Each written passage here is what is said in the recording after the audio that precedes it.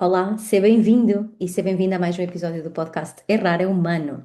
Este é um espaço onde nós damos palco aos erros que nos ensinam, aos falhanços que nos divertem e às histórias engraçadas e transformadoras que nos tornam verdadeiramente humanos. Errar é humano e se achas que nunca erraste, talvez este podcast não seja para ti.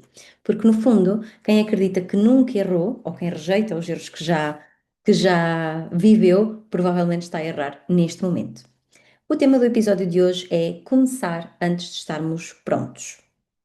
E eu trouxe este episódio porque é algo que eu tenho a certeza que já todos sentimos em algum momento da nossa vida, que é esta ideia ou este conceito de que nos falta alguma coisa e que precisamos de estar prontas e prontos para começar algo, seja prontos para mudar de trabalho, para me despedir do emprego e concorrer a outro, para começar um projeto novo, para me lançar a trabalhar por conta própria, lançar um projeto pessoal, dar um passo importante na minha vida, enfim.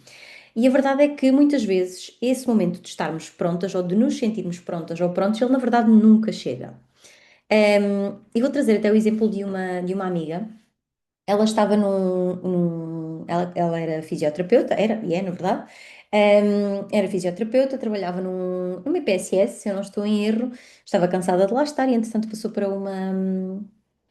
passou para uma clínica, portanto, nem sequer estava pronta para esse passo, não é? Ela deu esse passo com imenso medo, portanto, ela não se sentia pronta, porque todo o contexto profissional iria mudar, e depois surgiu a hipótese de ela passar novamente para uma instituição, sendo que não que ela não gostasse do trabalho que fazia, mas a nível de remuneração, horários, havia uma data de benefícios que lhe faziam sentido. Só que o que é que aconteceu? Quando ela faz essa troca para esse novo trabalho, novamente numa IPSS, hum, depara-se com um ambiente altamente tóxico, muitas dificuldades de comunicação com o colega com quem trabalhava, enfim, muitos desafios que a levaram a começar a ter crises de ansiedade ao ponto de estacionar o carro e não conseguir sair do carro. Enfim, e nós na altura falámos sobre isso.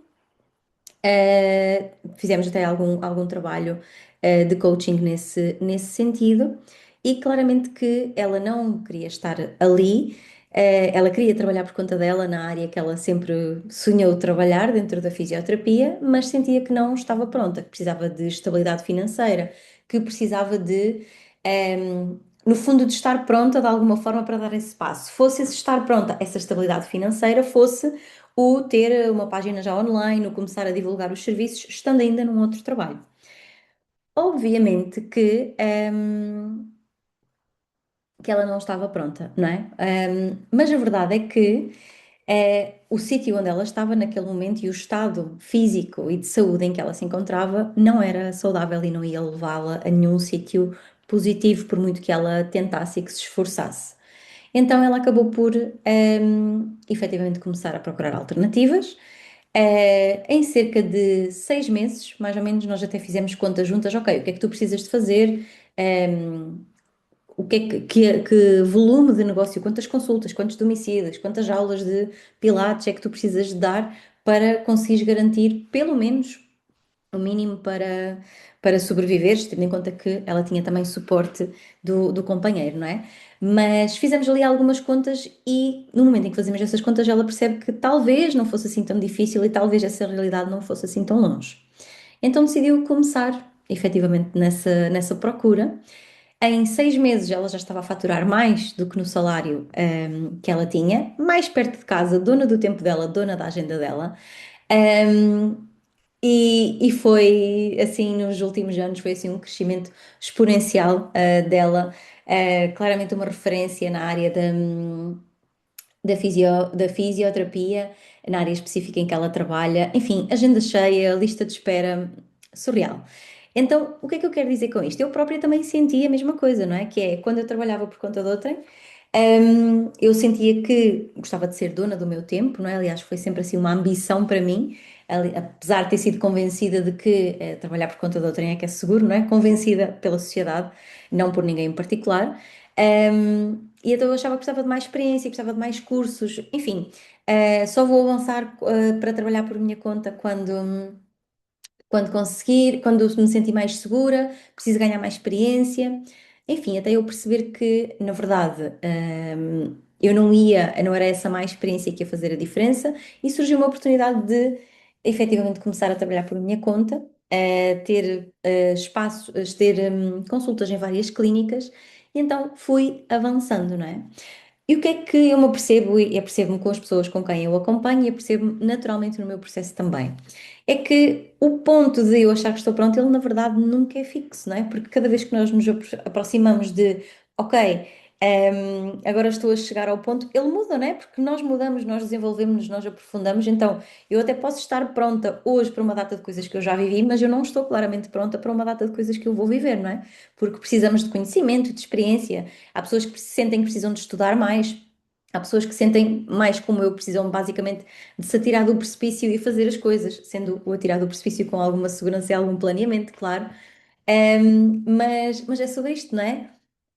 Muitas vezes não é a falta de capacidade, não é a falta de skills, às vezes é só mesmo medo, não é? Um, e aqui o que é que eu quero trazer? Eu quero trazer que a ciência explica isto, não é? O nosso cérebro, ele está desenhado, está programado, um, não para nos fazer avançar, mas para nos proteger, não é? Para garantir a nossa sobrevivência. Portanto, tudo aquilo que é novo, tudo aquilo que é incerto, tudo aquilo que é desconhecido, tudo aquilo que é muito diferente daquilo que nós conhecemos, é interpretado como uma ameaça potencial, não é? Ou seja,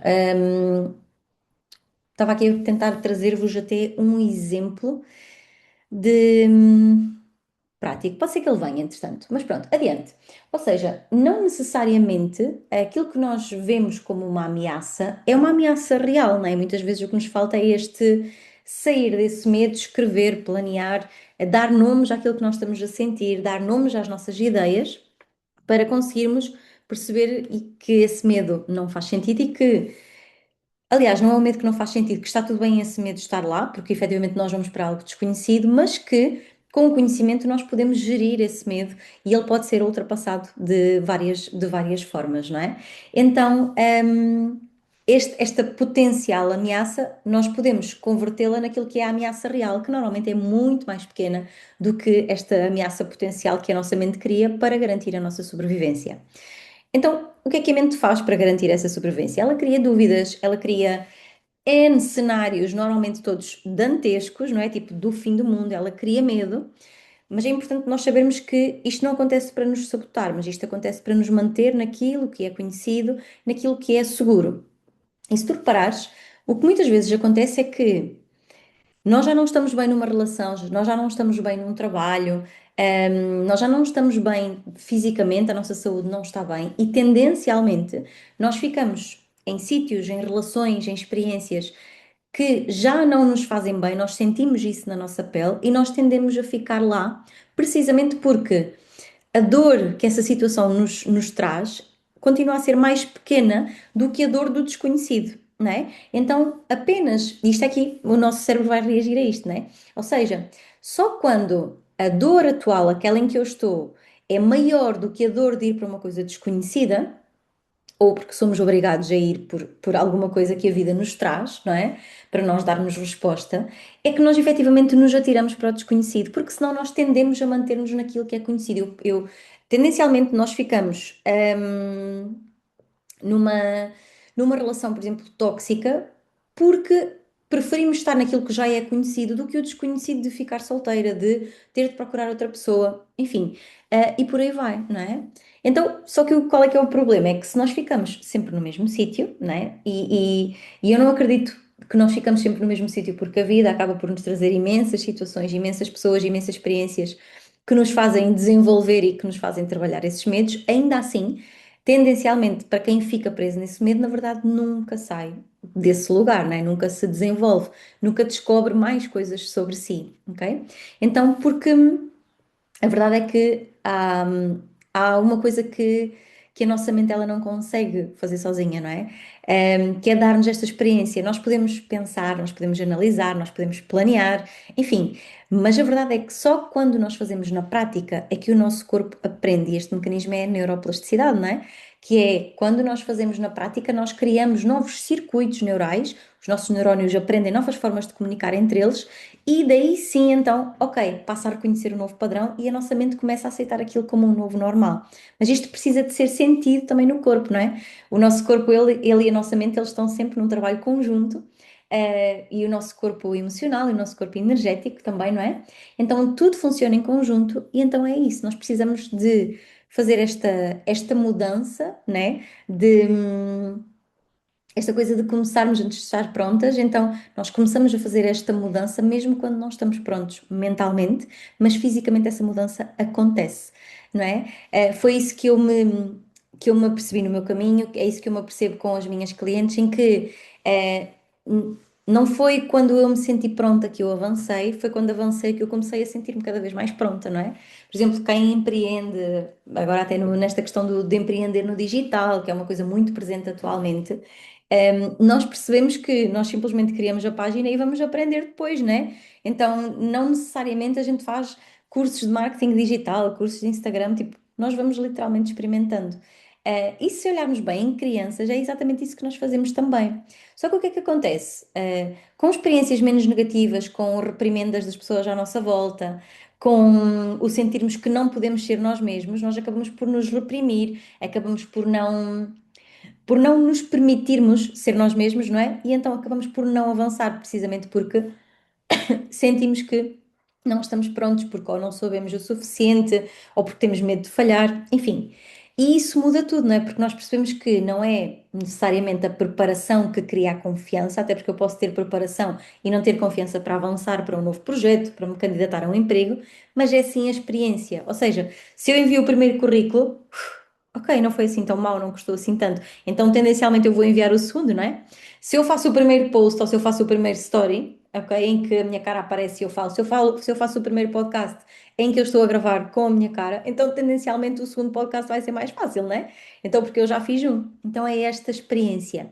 E mais do que isso, voltando aqui à neuroplasticidade, à capacidade do nosso cérebro se adaptar, de criar novos mecanismos neurais, mais do que isso, a experiência permite-nos ajustar, permite-nos perceber o que é que funciona, perceber o que é que não funciona, irmos mudando de direção sempre que for preciso, mas a partir de um lugar real, de uma experiência real e não de um sítio de medo, ok? Obviamente que isto não quer dizer que a coisa seja fácil, não quer dizer que o medo desapareça, ok? E a ideia não é o medo desaparecer. O medo é uma emoção maravilhosa para garantir a nossa sobrevivência, porque se nós não tivéssemos medo, muito possivelmente andávamos a mais alta velocidade, possivelmente atirávamos-nos de varandas, enfim, havia aqui uma data de coisas que, se não fosse o medo a proteger-nos, efetivamente nós morreríamos com mais facilidade, ok? Então, o medo não é o inimigo, tá? Muitas vezes nós somos os nossos próprios inimigos porque deixamos que o medo domine a nossa vida, não é? Então o medo não vai desaparecer. E há momentos em que nós vamos dar um passo e em que nós vamos voltar atrás, e isso também faz parte. Portanto, a vida, o nosso desenvolvimento, ele não é uma linha reta, como nós já falamos, isto é um movimento entre nós avançamos, nós sentimos medo, podemos ajustar, podemos voltar a avançar ou podemos voltar atrás, continuar a sentir medo e escolher um caminho diferente. Então, talvez aqui o mais importante não seja nós chegarmos a um ponto de, ok, eu estou pronta para, mas percebermos a pessoa que nós nos vamos tornando ao longo desse caminho, porque cada passo que nós vamos dando, ele vai nos mostrar uma versão tua, uma versão nossa que nós ainda não conhecemos, não é? Quando nós começamos a empreender, nós percebemos que temos, se calhar, resiliência, temos outras capacidades que nem sabíamos que tínhamos. Quando terminamos uma relação e ficamos solteiros, se calhar percebemos que somos mais capazes de muito mais coisas do que aquilo que achamos.